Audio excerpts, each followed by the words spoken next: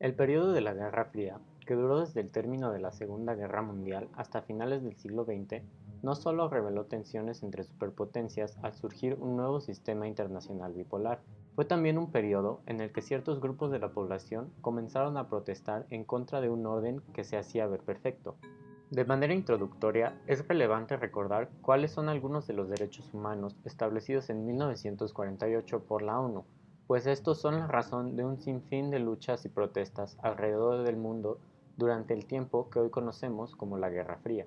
Todos los seres humanos nacen libres e iguales en dignidad y derechos.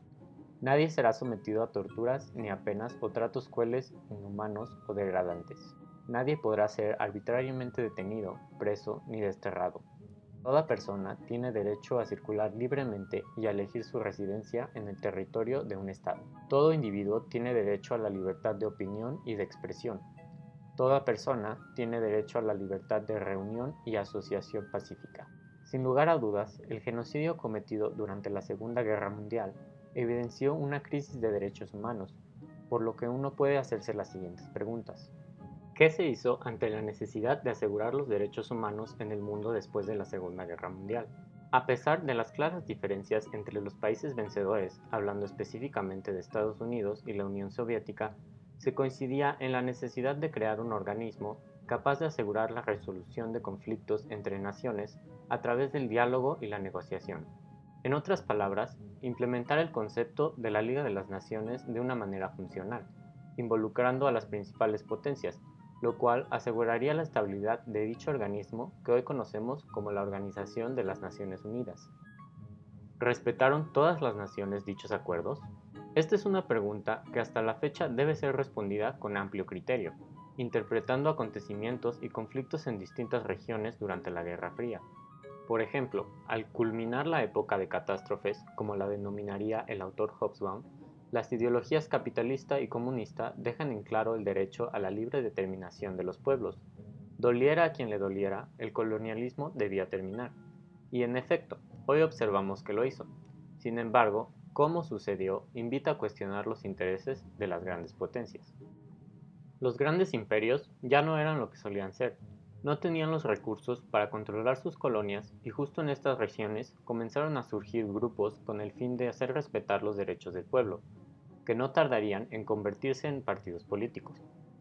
A pesar de un aparente escenario favorable, las potencias hicieron el mínimo esfuerzo por guiar a sus colonias a una transición democrática, pues se produjeron golpes de Estado, por ejemplo, en el caso de Egipto.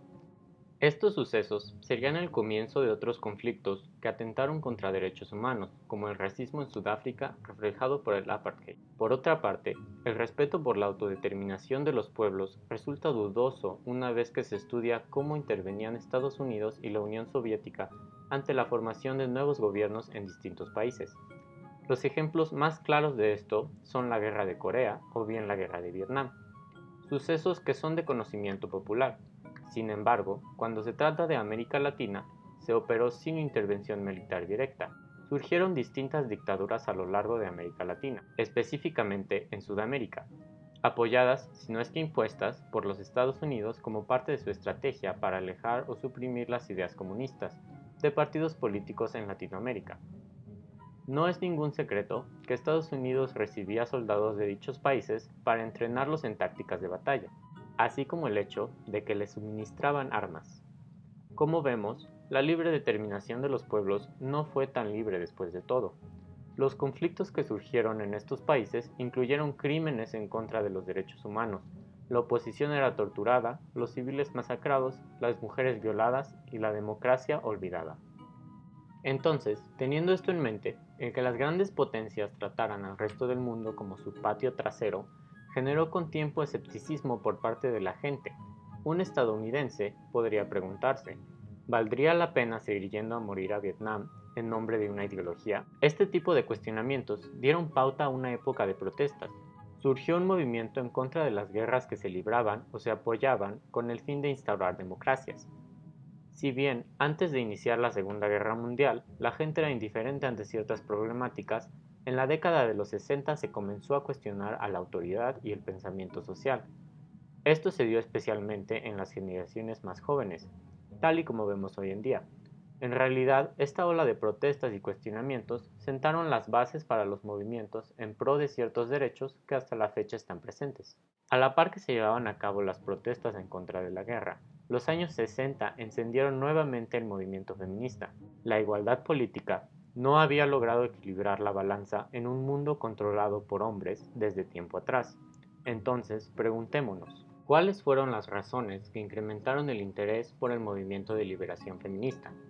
En primer lugar, al término de la Segunda Guerra Mundial, el trabajo que habían llevado a cabo las mujeres desde sus países llegó a su fin con el regreso de los soldados que habían luchado en la guerra y recuperarían dichas labores. Países como Gran Bretaña y Alemania Occidental formularon políticas y estrategias para mantener a las mujeres específicamente en el hogar, incentivando una menor paga para aquellas mujeres casadas y con hijos. Aquí es interesante mencionar que tanto en la Unión Soviética como en Alemania Oriental, a las mujeres se les alentaba más a trabajar fuera del hogar, ofreciendo subsidios, programas y beneficios en pro de la maternidad. Las mujeres a lo largo del mundo comenzaron entonces a organizarse y unificar su voz.